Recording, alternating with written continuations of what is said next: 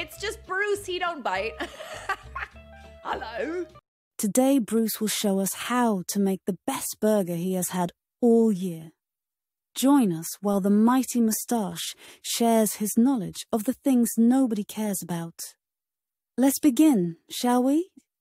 Hey folks, welcome back once again to my channel. My name is Bruce, of course. And today we're going to do something a little bit different. Not that I haven't done it before, but I haven't done it in a while. We're going to do a cooking video. And I'm going to show you how to use this guy. This is the burger stuffer. You can see right there. And what it does is you can make stuffed hamburgers on the grill or at home or whatever you want to do. I got this a while back. My kids like to buy me little kitchen gadgets, which is good because I love little kitchen gadgets. The last kitchen gadget thing I did a video on was the Himalayan salt stone.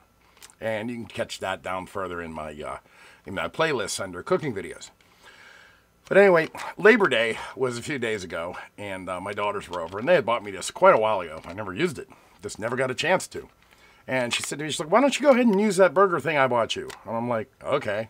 So I ended up making about 10 stuffed burgers. I'm going to show you how to do that today. And we're going to see how they come out. We'll talk a little bit more about this, whether you should buy one or not. Let's get started. Well, let's dive right into it because I have everything I need right here. I got some bacon that I cooked off earlier. Gotta have bacon.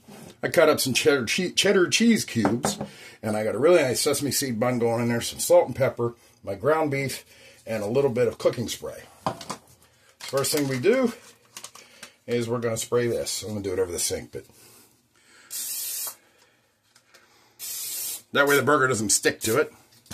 It doesn't need a lot.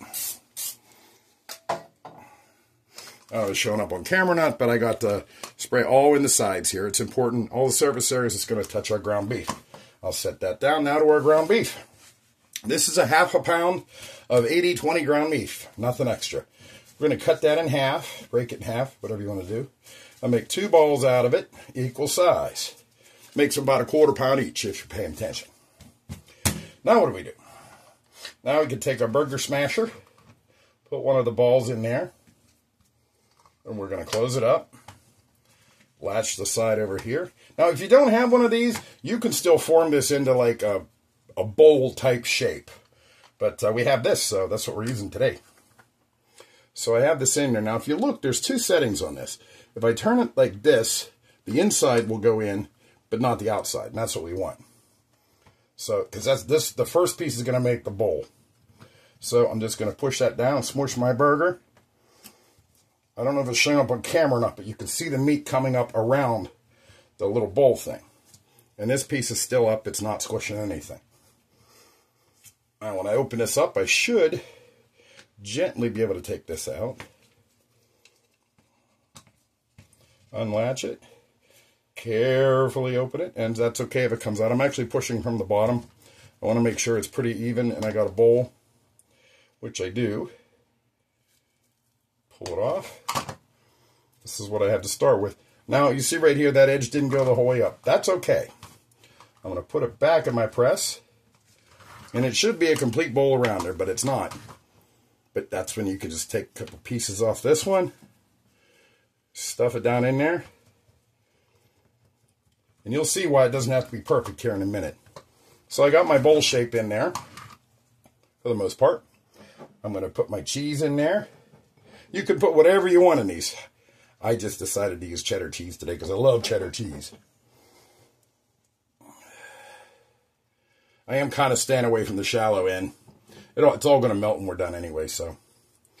Set that in there firmly. Take some bacon. Gotta have bacon. Put my bacon in there. You can put anything you want in here. Anything you can think of. And now I'm ready to put the top on. The way I do this is I'll squish this in my hand a little bit just to get the basic size of it. I want to make sure everything's covered when I put it in there. Go around the edges a little bit. And then we're going to close it up. And now I'm going to turn this to where it catches the outside ring. And we're going to push down. Got to put a little muscle behind it, I'm not going to lie. Try and get it as evenly flat as possible. And then we're going to open it again. I'm wearing gloves because I don't like handling raw meat. And, oh, this can get a little messy. Okay, there's my burger.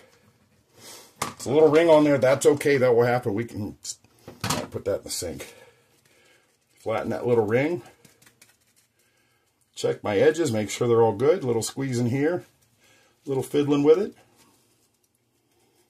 I know. Look how thick that is, though. Look how thick that is.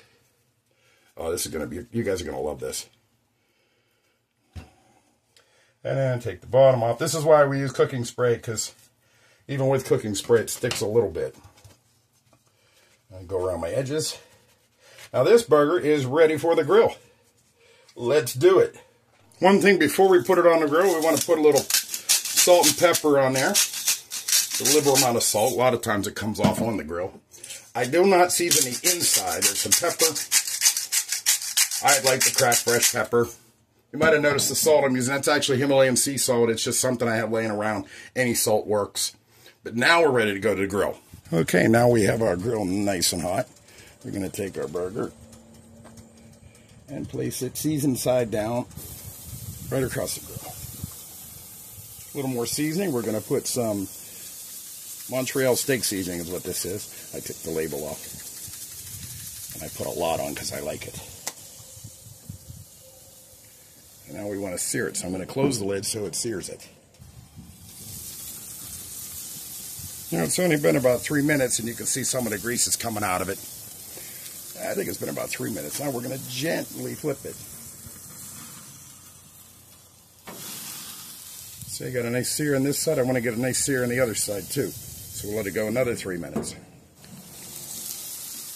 A couple more minutes has gone by, and you can see now here it's starting to separate a little bit. That's not very good. That's what happens when you don't seal the sides correctly, but it's still going to come out delicious. I'm going to flip this, keeping them together best I can. Now we can toast our buns while we're waiting for that to finish. Just throw them right on the grill. Yep, buns are toasted. Set that aside. I'm going to cook the rest of it like this without closing the lid. Now that I got that sear, it's about halfway done now.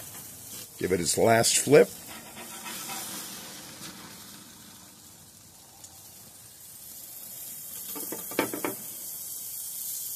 And then I'm going to blast this one more time.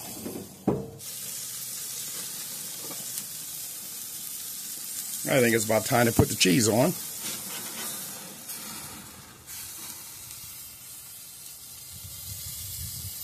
It's getting there. I chose to use Swiss cheese today because Swiss cheese goes good with bacon. Little cheese melt. I'm actually going to cut the heat on the grill, and that will let the residual heat melt my cheese. That's about as good as it's going to get. Forgot to put our bacon on there.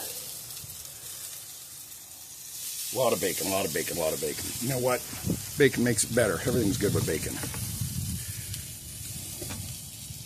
All right, let's take it off. Look at that. Look at that. That's beautiful. This paper plate ain't working. The paper plate ain't working. But that's what we made.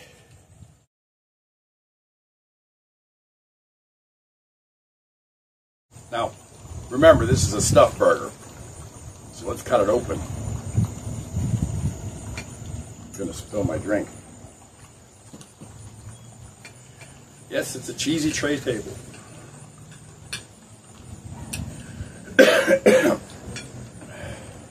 Moment of truth, we see what comes out. I'll let you guys see first. There's a good cheese bowl on that. Oh, that looks really good. Hopefully you can see that.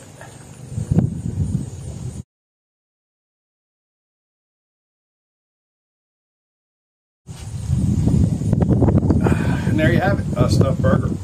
I am not going to eat this on camera because it's going to destroy my beard, and it's gross.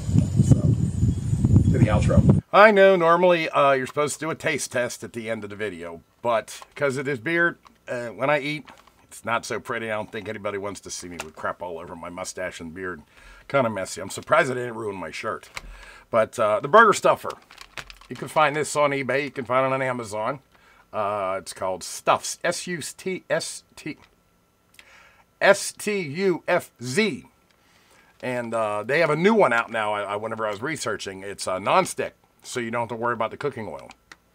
What do I think about it?